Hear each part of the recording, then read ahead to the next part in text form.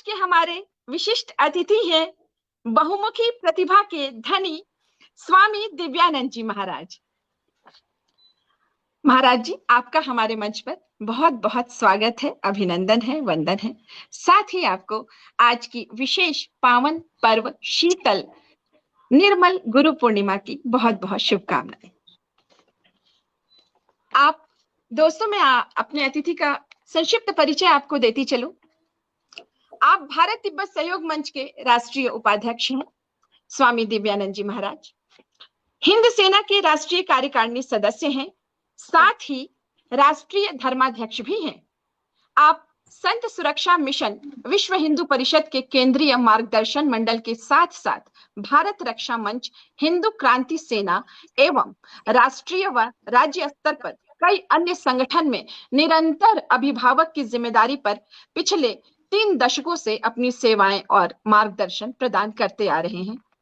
आपको राष्ट्रीय और अंतर्राष्ट्रीय स्तर पर ज्योतिष, तंत्र शास्त्र व वास्तुशास्त्र में स्वर्ण पदक व स्वर्ण मुकुट के साथ कई पुरस्कारों से सम्मानित किया जा चुका है। आपके छात्र जीवन में आपने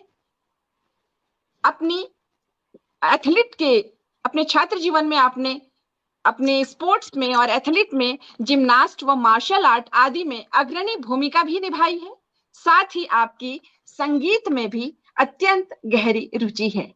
तो इस प्रकार से आज हमारे जो विशिष्ट अतिथि हैं, बहुमुखी प्रतिभा के धनी स्वामी दिव्यानंद जी महाराज आपके समक्ष है और पुनः मैं आपका स्वागत करती हूँ। नमस्कार महाराज जी। संत समागम हरिकथा गुरुदेव, आज के दिन गुरु पूर्णिमा और आपका जो है सानिध्य हम सबको प्राप्त हो रहा है, तो मेरे मुख से एक बात जो निकलती है, एक छोटा सा मुख है, आपने ज्ञान दिया कि संत समागम हरिकथा तुलसी दुर्लभ दोए, सुत धारा धनलक्ष्मी घर पापी कभी होए, संत मिलन को चालिए तजमाया अभिमान, ज्यों ज्यों पग आगे बढ़े कोटन यज्ञ समान। हमारे लिए यज्ञ के समान है। और आज के दिन, आज के इस दिवस पर, इस पावन दिवस पर, इस पावन मिट्टी में मैं आपका बहुत बहुत धन्यवाद ज्ञापित करता हूं और आपके श्री चरणों में भाल अर्पित करते हुए सबसे पहला जो प्रश्न है वो इस रूप में पूछता हूं कि इस माह, कल से श्रावण मास प्रारंभ है, इस मास का हम सबके लिए क्या महत्व है और किस तरह से शिव की आराधना की जाए ताकि वो मानसरोवर की मुक्ति का राह हम सबके लिए प्रशस्त हो सके। गुरुदेव। सर्वप्रथम सभी को अभिनंदन। श्रावण मास और आज गुरु पूर्णिमा के अभिनंदन, बहुत शुभ आशीर्वाद। सभी अपने अपने गुरु महाराज को प्रणाम करते हुए आज के कार्यक्रम को हम लोग अभी एक साथ 1 घंटे रहेंगे और जितने दर्शक हैं बीटीएसएम के सभी अधिकारियों को, सभी कार्यकर्ताओं को, यानी बीटीएसएम परिवार को बहुत बहुत अभिनंदन, आशीर्वाद, साधुवाद। और अति विशेष रूप से मैं प्रोफेसर करण सिंह जी को और प्रीति सागर जी को लगता है कि शब्द में आप लोग का अभिनंदन करूं, कैसे आशीर्वाद दूं कि जिस प्रकार से जो शब्दों का जाल, शैली, प्रस्तुतिकरण, लगता है कोई राष्ट्रीय चैनल में कुछ बहुत अच्छे एंकर को जब सुनता हूं तो लगता है कि हमारे परिवार की ये तो भाई बहन हमारे कहाँ कम है। तो बहुत ही मेरी ओर से बहुत प्रशंसनीय, बहुत भगवान आपको और शक्ति दे, करते रहे। सर्वप्रथम श्रावण मास और भगवान शिव की कथा अगर प्रारंभ होनी है तो निश्चित रूप से अपने अपने गुरु महाराज को सभी एक बार प्रणाम करते हुए देवादिदेव महादेव के लिए सभी लोग हाथ जोड़ के एक बार नमन करेंगे। नमामि शमिशान निर्वाणम रूपम विभुं व्यापकं ब्रह्म वेदा स्वरूपम विकल्पं निरीहं निचिदाकाशमाकाशवासं भजेहं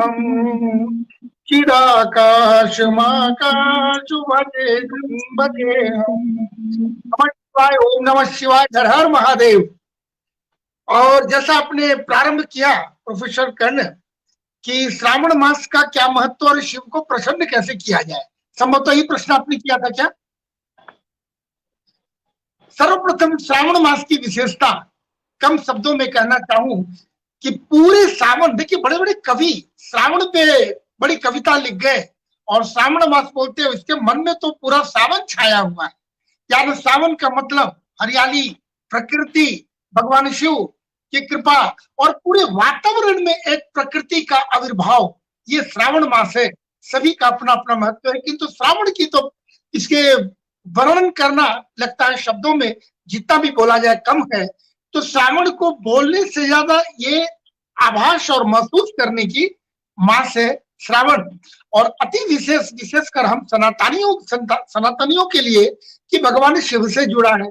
अब ये प्रश्न उठता, आपने प्रश्न कहा भी कि श्रावण और शिव को कैसे जोड़े, तो दोनों में अविनाश्य संबंध। भगवान शिव की बात करते हैं तो बहुत कई कथाएं हैं जो श्रावण से जुड़ती है, देवादिदेव महादेव से। अगर माता सती ने अपना तपस्या प्रारंभ की थी शिव को पाने के लिए, श्रावण मास था।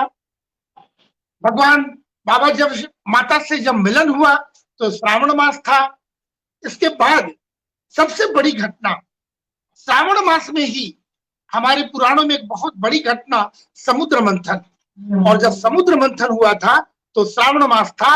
और सबसे बड़ी बात इससे कहने और समझने वाली बात है कि श्रावण मास में जब समुद्र मंथन हो रहा था और जब विष निकला तो विष पान कौन करे, वो विष से हम पृथ्वीवासियों के लिए बहुत बड़ी क्षति होती। तो बाबा महादेव, देखिए कहने से रोंगटे खड़े हो जाते हैं, हमारे महादेव कैसे हैं, उस विष को ले लिया और नीलकंठ हो गए बाबा हमारे।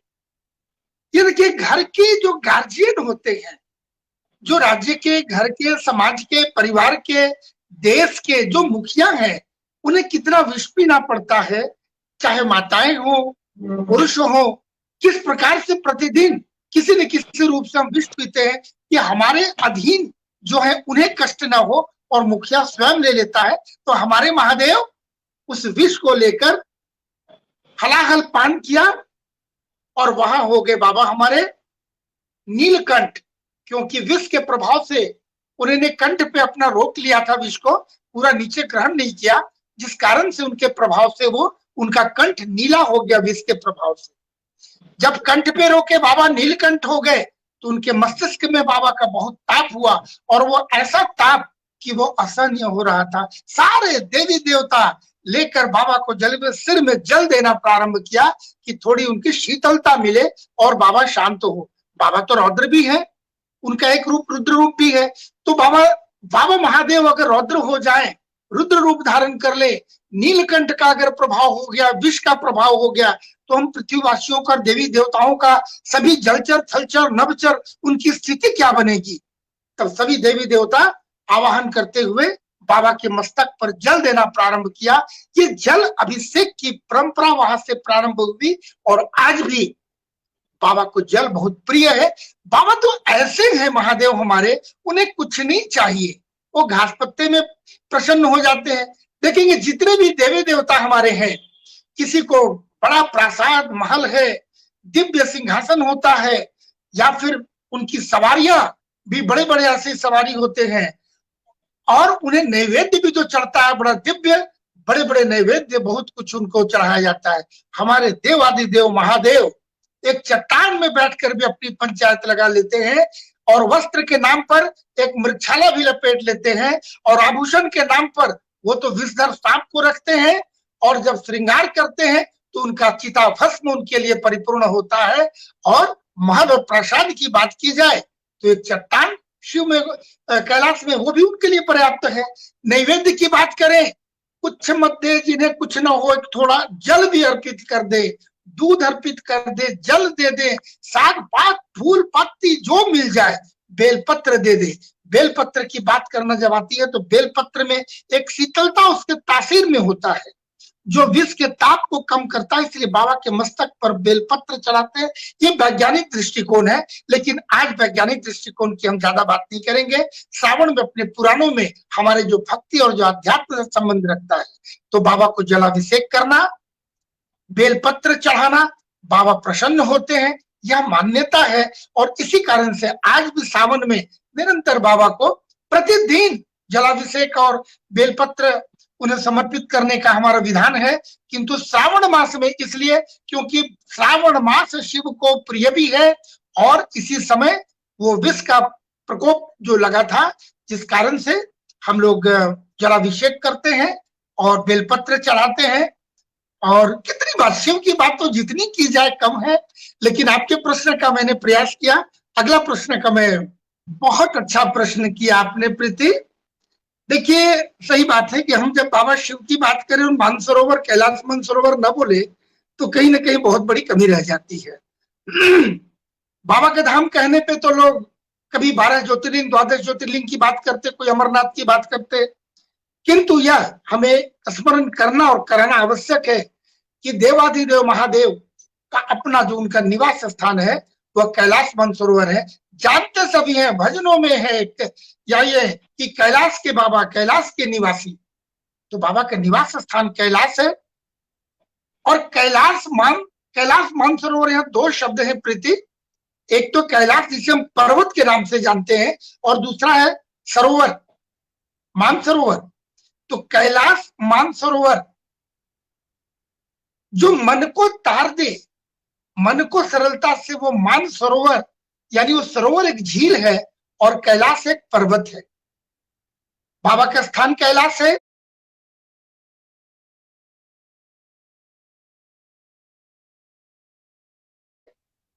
और देखिए, मैं तो पहले एक लाइन में बोलूंगा कि बाबा के जल वेग को छोड़कर एक सरोवर का निर्माण किया जो जिसका नाम मानसरोवर है। किंतु मन नहीं मानता, मात्र इतना बोलकर यह संपूर्ण नहीं हो जाएगा। इसे बखान करना मनुष्य के वश की बात नहीं है, किंतु फिर भी हमारा मन तो अवश्य कहता है कि इसकी चर्चा करनी चाहिए और मैं प्रयास करता हूं। बहुत ही रोचक है। महर्षि भागीरथ, उनके अंदर एक ऐसी इच्छा हुई कि माता गंगा को इस धारा पर उन्हें लाया जाए, और इस प्रयत्न से करते हुए उन्होंने एक लंबी तपस्या का प्रारंभ किया। 4 वर्ष भगीरथ ने किया और बाबा प्रसन्न होकर उनसे मांगे और बोलो क्या चाहते हो। तो बाबा के सामने जब भगीरथ मुनि ने जब अपना प्रस्ताव रखा, उन्हें पास किया, स्वीकार करते हुए उन्हें दिया। ऐसे तो मान्यता जो पुराणों में दी गई है कि माता गंगा का आविर्भाव जो हुआ है वो ब्रह्मा के कमंडल से धार निकल कर हुआ है, लेकिन कृपा तो बाबा की रही, तपस्या तो भगीरथ की रही। और जब माता गंगा वहां से चली तो माता गंगा की जो लहर और उनकी जो एक ऐंठन शब्द मैं बोल रहा हूं, हो सकता है कहीं शब्द पर न जाए, एक्सप्रेशन की बात है, यहां अभिव्यक्ति है। तो बाबा ने देखा इससे बड़ा गर्व है गंगा को, अपने वेग पर बड़ी मचलती हुई, बड़ी ठिलाती हुई आ रही है। बाबा ने क्या किया? बाबा तो भोले ना, बाबा तो मस्त अलमस्त, बाबा तो फकीरों के फकीर, कौन कहे बाबा को। बाबा ने गंगा को अपने जटाजूट में समा लिया और जब अपने जटाजूट को जब वो बांध कर जब ये कर लिए तो माता गंगा तो अंदर छटपटाने लग गई। अब तो श्वास लेने में भी दिक्कत। तो बाबा ने तो सबका गर्व भी तोड़ा, माता गंगा को प्रणाम करते हैं, किंतु महादेव ये रचना है, ये लीला है, ये तो श्रवण करना और इसे चर्चा करना बड़ी आवश्यक है। तो माता गंगा अंदर श्वास लेने में भी दिक्कत हो गई, निकलने का रास्ता नहीं मिलने लग गया। मुनि भगीरथ पुनः अपना तपस्या प्रारंभ किया कि मेरा तो अभी लक्ष्य पूरा हुआ नहीं। पुनः उन्होंने अपनी तपस्या प्रारंभ करी और उसके बाद जब बाबा पुनः प्रसन्न हुए, बोलो क्या चाहते हो, तो माता गंगा को मुक्त करना वहां से अपने वेग से बाबा ने अपने जटा से थोड़ा सा रिलैक्स करके उस वेग को निकाला, जो सामने एक सरोवर बना जिसे कहते हैं मान सरोवर। तो बाबा कैलाश में है और वो सरोवर बना।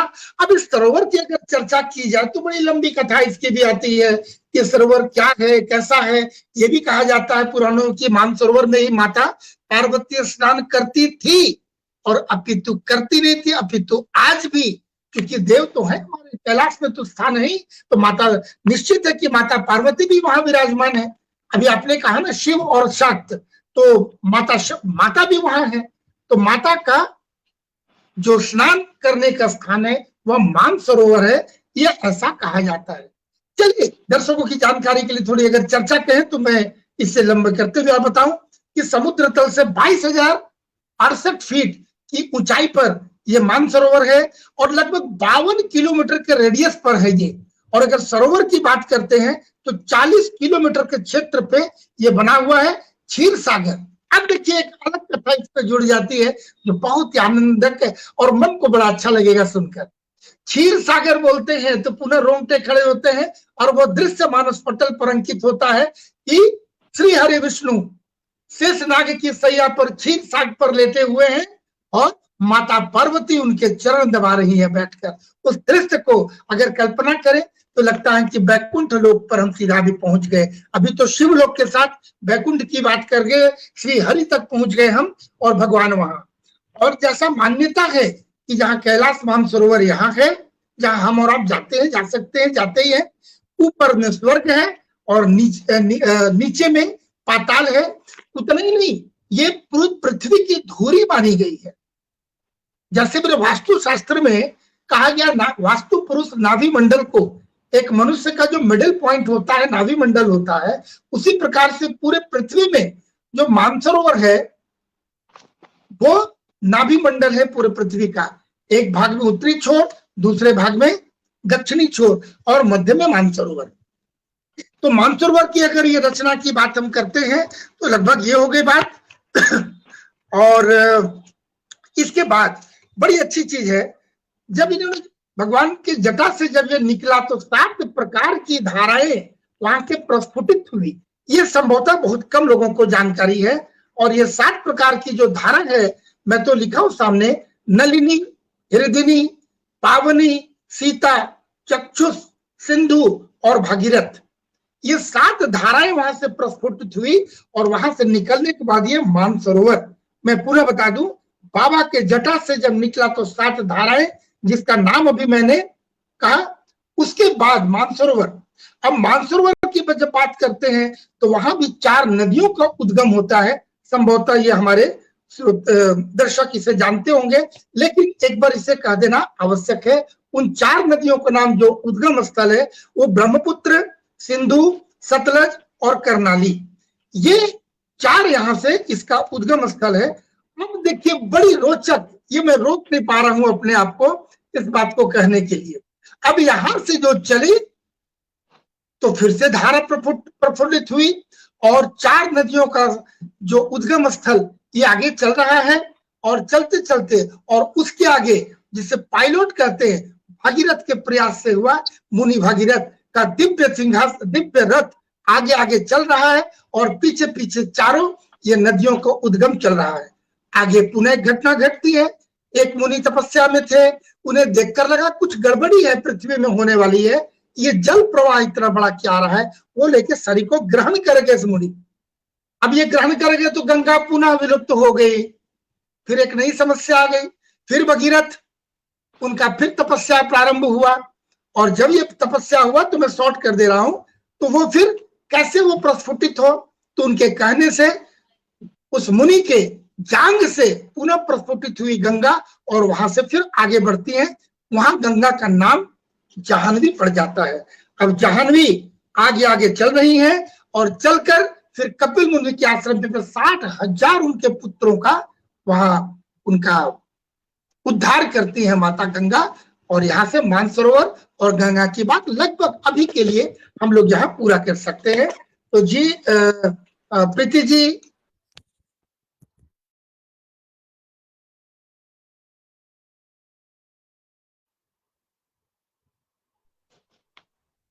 किंतु जो हमारे बाबा का निवास स्थान, हम तो उसे छोड़ नहीं सकते। जिस प्रकार 492 वर्ष की लड़ाई लड़ने के बाद, संघर्ष के बाद हमने श्री राम को पा लिया और श्री राम का पुनर्अवतार हुआ है अयोध्या में। अब बारी आती है हमारे देवाधिदेव महादेव की, जो चाइना में है। मेरे लिए बहुत दुखद बात है, पीड़ादायक है। भारत तिब्बत सहयोग मंच इतना बड़ा पीड़ा उठाया है, ये शब्द में तो कहने में कहीं अपराध लगता है कि, लेकिन ये कहा जा सकता है कि क्या हमारे बाबा भी चंगुल में है, या उनकी लीला कही जाए, या हमारे लिए ये देवऋण कहा जाए, हमारे लिए टास्क है। बाबा को मुक्त कराना कहना ये बड़ा अपराध लगता है कि हम होते कौन है जो हमें एक श्वास तक दे रहे हैं, हम बाबा को मुक्त कराएं। उनकी इस शक्ति से भारत तिब्बत सहयोग मंच एक बहुत बड़ा बीड़ा उठाया है।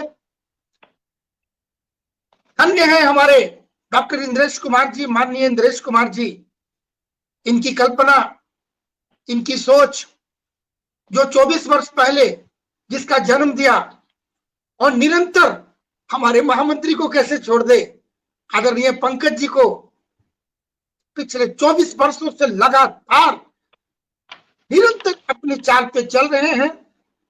और आज अभी 1 घंटे पहले किसी ने मुझे बोला कि भारत महाराज जी, भारत तिब्बत सहयोग मंच का कार्य दिखता है। अब 24 साल की तपस्या के बाद आज हम यहाँ खड़े हैं। और अभी संकल्प प्रीति जी ने जैसे बताया, श्रावण में हम करने वाले हैं, करते हैं। अब ये निश्चित है कि हमारा ये संघर्ष रंग लाएगा। मानसरोवर चाइना से मुक्त होगा, क्योंकि चाइना अति किया और हमारा शास्त्र कहता है अति का अंत होता है। प्रत्येक दृष्टिकोण से वो अति कर रहा है और इसका अंत होना अवश्यंभावी है। और हम भारतवर्ष ही उसका अंत कर सकते हैं, उसके अटन को। सीधा फॉर्मूला है उसका, थोड़ा विषयांतर हो सकता है, लेकिन 2 लाइन मैं अवश्य लूंगा आपसे। उसकी सबसे बड़ी ताकत, सबसे बड़ा बाजार उसकी अर्थव्यवस्था को डगमगाना है। और उसकी व्यवस्था को गड़बड़ करने के लिए हम भारतवासी पूरी तरीके से सक्षम है, क्योंकि चाइना का सबसे बड़ा बाजार भारतवर्ष है। चाइना भारत के मूड को अच्छी तरह समझ चुका है कि भारतवासी का मन हमारा कैसा है। हम धार्मिक है, धर्मांधता भी हमारे अंदर है, कैसी चीज हमारी, कैसा टेस्ट हमारा क्या है, वो हमारे टेस्ट को, हमारी मानसिकता को अच्छी तरह पकड़ चुका है। दूसरी बात, हम भारतवासियों में कमी क्या है कि हम थोड़े से कुछ पैसे की बचाने के कारण हम उसके उत्पाद पे चले जाते हैं। चाहे अभी श्रावण मास रहा है, हमारी बहनें भाइयों को आचार्य अपने यजमान को धागा बांधते हैं, वो धागा भी वो देगा दुष्ट हमें। ये हमारे लिए बहुत बड़ी चिंता का विषय है और हमारे लिए बहुत बड़ी चुनौती है। ये भय नहीं है, असंभव नहीं है, किंतु संपूर्ण भारतवासियों को चुनौती मानना चाहिए। ये त्योहार हमारा और धागा हमें वो देगा, और हम भारतवासी जाने अनजाने उसके रक्षाबंधन में राखी को भी लेते हैं, होली में पिचकारी को भी लेते हैं, दीपावली में विद्युत की लड़ियां भी लेते हैं। हम अपने देश में हमें काम कर रहे हैं और इसका प्रभाव पड़ा है। पिछले दीपावली में, होली में भी देखने को मिला।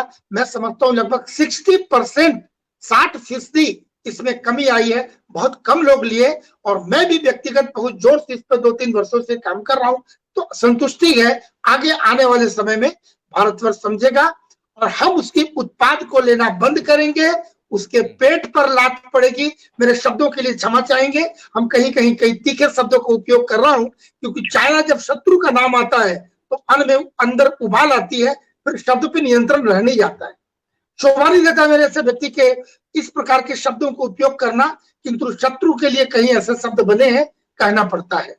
जब उसके पेट पे लात पड़ेगी, उसकी अर्थव्यवस्था गड़बड़ाएगी और हमारे सामने निश्चित वो अपने घुटने टेकेगा। जब वो घुटना टेकेगा, हमारी मर्जी अब करेंगे। कभी कभी पुराने हमारे इतिहास में ऐसा कहा गया कि, कभी मैं उसको नाम लेकर नहीं बोल रहा हूं, जानने वाले जानते होंगे, 47 के पहले और 47 में भी एक नेगोशिएशन होना हुआ था कि तुम हमें ये दे दो, हम तुम्हें ये दे देंगे। वो हमारे से कुछ मांग किया था, क्योंकि भारतवर्ष बोला मानसरोवर दे दो, उसके बदले में वो कुछ मांगा। भारतवर्ष स्वीकार नहीं किया, लेकिन आने वाले समय में विदाउट एनी कंडीशन, बिना किसी शर्त के, वो हमारी बात मानेगा और घुटना टेक कर मानेगा। तिब्बत भी मुक्त होगा, मानसरोवर भी मुक्त होगा, और जितनी हमारी जमीनें गई हैं, हम सारी जमीन भी वापस लेंगे। बस आज आवश्यकता है भगवान शिव के नाम के सानिध्य के साथ में भारत तिब्बत सहयोग मंच उसी निष्ठा और क्रांतिकारी मूड में इस काम को करते रहे। हमें और तेजी लानी है और धार अपनी बढ़ानी है। पूरे भारतवर्ष के एक एक जनमानस के अंदर में इस क्रांति को, इस जन क्रांति के रूप में ला देना है, जो बहुत हद तक आ चुका है और बहुत कम समय है। घुटना टेकेगा वो शत्रु चाइना और हमारी सभी मांगे पूरी होंगी। विदाउट एनी पासपोर्ट, चाइना को पैसा दिए बिना हम अपनी गाड़ी से, बस से, ट्रेन से, अपने वाहन से, बिना पासपोर्ट का वहां पहुंचकर हम बाबा को पूजा करने और वहां आराधना करके आएंगे। यह मैं वचन देता हूं। मुझे विश्वास से जो मैंने काम किया है, ये समय बहुत नजदीक है, आने वाला है। हम सबों को जागे रहना है। जी गुरु।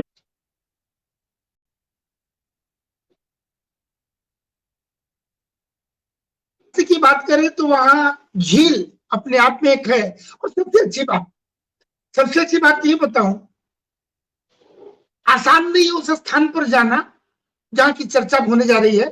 कैलाश मानसरोवर में एक विशेष स्थान है जहां तक एक सामान्य मनुष्य को जाना वहां बहुत आसान नहीं है, लेकिन जानकारी है। और नासा की तरफ से इसकी जानकारी लेकर नासा ने इसे सर्टिफाई किया है, वो प्रमाणित किया है। उस स्थान पर जाने से एक आवाज आती है जिसे ओम कह सकते हैं। सुनकर अभी आप तैयार हो, जो आगे शब्द बोलने जा रहा हूं, आपके सुनकर शिवमय हो जाएगा मन पुनः। ओम ध्वनि का वहां से आवाज आती है, जो लगातार हमेशा एक साउंड आता है जिसे हम ओम मानते हैं। इस प्रकार की ओमकार ध्वनि आती है।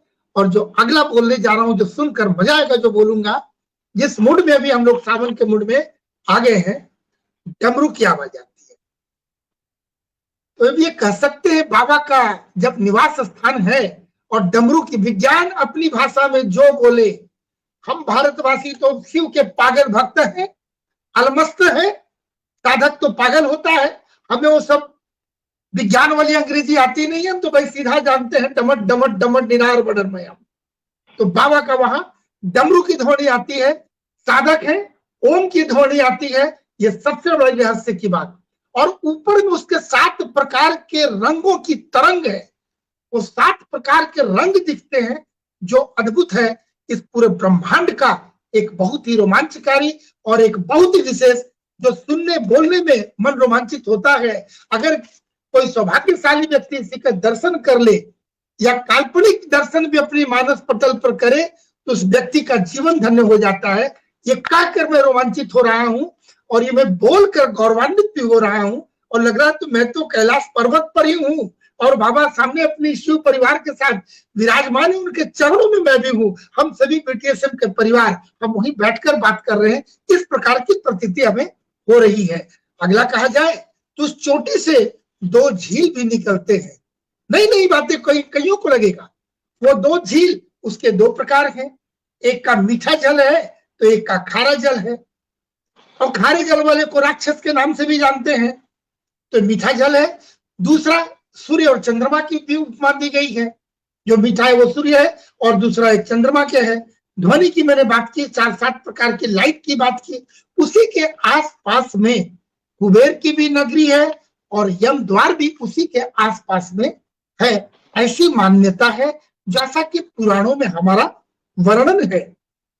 इसके 4 मुख हैं। ये भी बड़ी रोमांचकारी और रहस्यमयी बात है।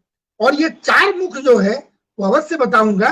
पूर्व तरफ 4 दिशा की बात करते हैं।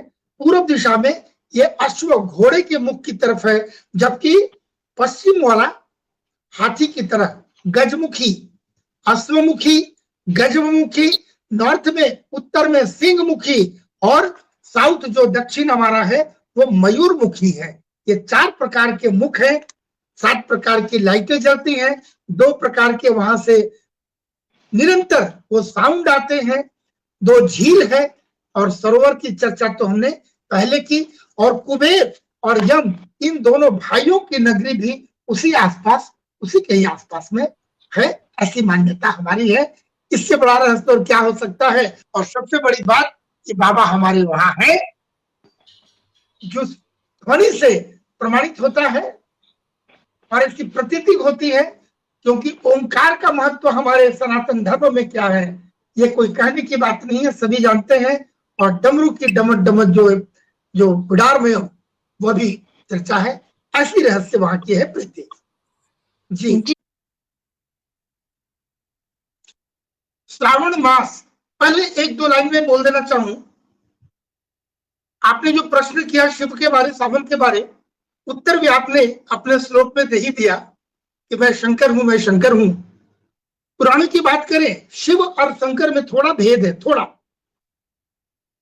जो देवी देवताओं को नाम लेते हैं वो है शंकर, और शिव जो है वो एक आदि शक्ति है, वो सर्वव्यापी है, निराकार है। हम कल्पना से जो भी उनका चित्रण कर दें, लेकिन शिव तत्व है जो एक संपूर्ण ओंकार रूप में ब्रह्मांड में शिव तत्व विराजमान है। उस शिव तत्व की प्राप्ति करना ही सबसे बड़ी साधना है, और ये बिल्कुल असंभव नहीं है। हमारे ऐसे योग में, मैं योग का छात्र रहा हूं, साधक हूं, तो ये कह सकता हूं कि एक अवस्था आती है साधक की जब शिव तत्व की प्राप्ति कर लेता है, जो इनके मंत्रों से सुलभ है, बहुत आसान तरीका है, बस निरंतर करना, अनवरत करना, निष्ठा पूर्वक करना, ये एक बड़ी शर्त है। एक समय आता है कि शिवो अहम ब्रह्मो अहम ब्रह्मास्मि, मैं ही शिव हूं, ये प्राप्त करना। तो शिव और शंकर की भेद तो मैंने संक्षिप्त में ये बताया। अगला बहुत बड़ा प्रश्न आपका है कि इस मास का कैसे उपयोग हो। आपका ये प्रश्न है ना कि हम लोग मानसरोवर ये संकल्प को कैसे पूरा करें और जनमानस तक जाकर इसे जन क्रांति के रूप में, जन आंदोलन के रूप में कैसे दें। अब थोड़ी सी संगठन की भाषा में आता हूं, इस आध्यात्मिक भाषा से हटकर जो थोड़ा ऑफिशियल लैंग्वेज होता है क्योंकि सारे लोग यहाँ परिपक्व हैं, कहने में संकोच नहीं होगा। भावना बहुत बड़ी चीज है, और कहीं ना कहीं इस भावना को उपयोग करना, उपयोग अच्छे के लिए कर रहे हैं। इसी का अगर दूसरे शब्द में कह दे तो थोड़े नकारात्मक भाव आते हैं, क्योंकि इसका बड़ा पवित्र हमारा लक्ष्य है, ये उद्देश्य हमारा बहुत ही परम है। इसीलिए कहा जा सकता है कि अभी जिस मूड में पूरे भारतवर्ष के जितने हिंदू सनातनी हैं, ये शिवमय वातावरण बन रहा है। जितने कांवड़िया हैं, जलाभिषेक करने वाले हैं, शिवालय में देवालय में जाने वाले हैं, या घर पे रह के करने वाले हैं, किसी भी रूप में जो शिव की पूजा करेंगे, शिव की आराधना करेंगे, जलाभिषेक करेंगे, जैसा कि पिछले बैठकों में भी बात हो चुकी है कि उसके जो पोस्टर बने हैं वो लगाना, और हम संदेश देना, मंदिरों में जाकर संदेश देना। हम कोई कार्यकर्ता हम भी जाएं और वहां पंडित जी के मुख से संकल्प करवाएं, और 2-4 लाइन मानसरोवर की महत्ता के बारे हम बताएं, और अपने जो आचार्य पंडित जी मंदिर के होंगे उनके मुख से संकल्प अपने भक्तों को करवाएंगे। ये बहुत बड़ा प्रभाव पड़ेगा लोगों के अंदर में, ये फीड करना, इंजेक्ट करना कि बाबा हमारे हैं, मानसरोवर हमारा है, वो हमारे आराध्य देव हैं, हम उनके भक्त हैं, और लेकर कोई कब्जा करके बैठा है।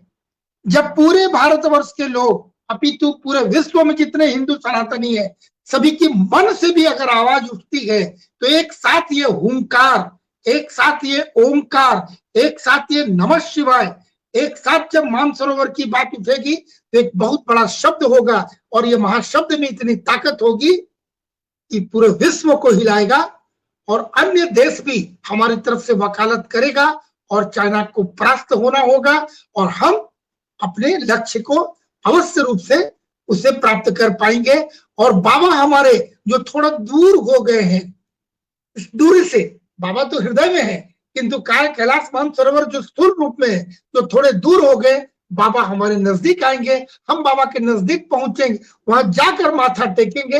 ये दिन दूर नहीं, बस इस सावन का हमें भरपूर उपयोग, थोड़ी वैज्ञानिक योजनात्मक ढंग से, जिस प्रकार से पिछली चर्चाओं में हो चुकी है बैठकों में, बस उसे कार्य रूप देना मात्र है। हम नीचे तक के, जिला तक के स्तर के कार्यकर्ताओं को जल्द से जल्द ये संदेश दें और पहले दिन से ही, प्रथम दिवस से ही ये कार्य प्रारंभ कर दें।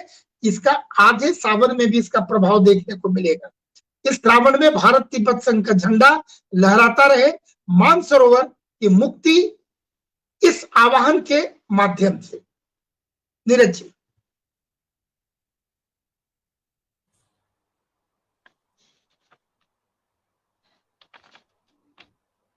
जी नीरज जी, मुझे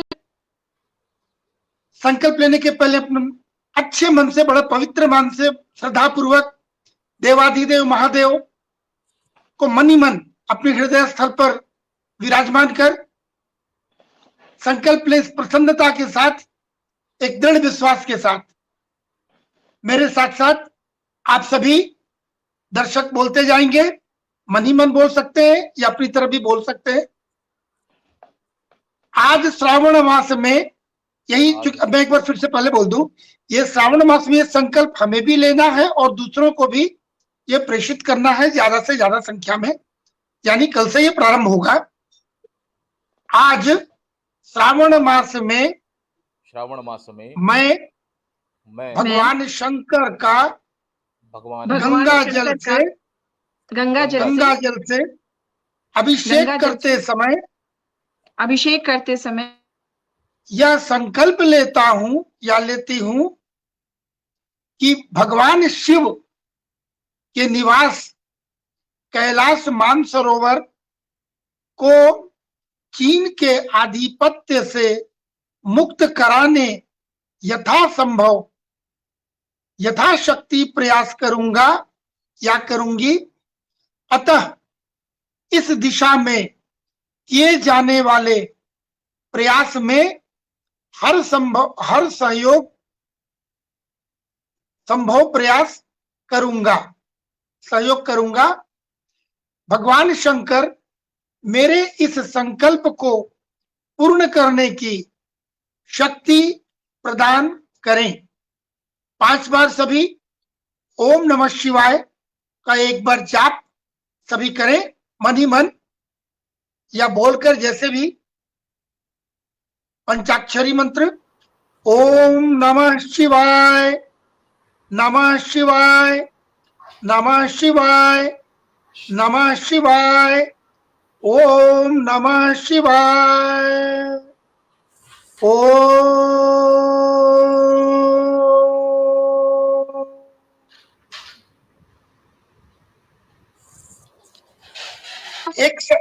एक संदेश अंत में देना चाहूंगा। जी बिल्कुल बिल्कुल।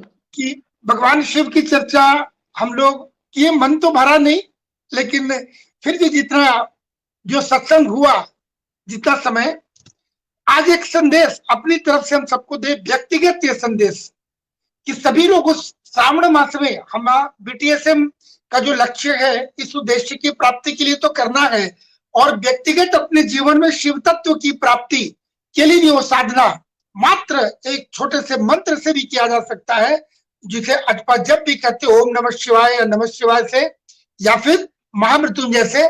और आप सबों ने जो मेरी सराहना की, जो प्रशंसा की, मैं आप सबों का बहुत साधुवाद, आशीर्वाद, धन्यवाद देता हूं। और एक महामृत्युंजय मंत्र के साथ में आप सभी लोग दोहराएंगे। आप सबों के पूरे परिवार की सुख शांति के लिए भगवान से मैं प्रार्थना अपनी तरफ से करूंगा।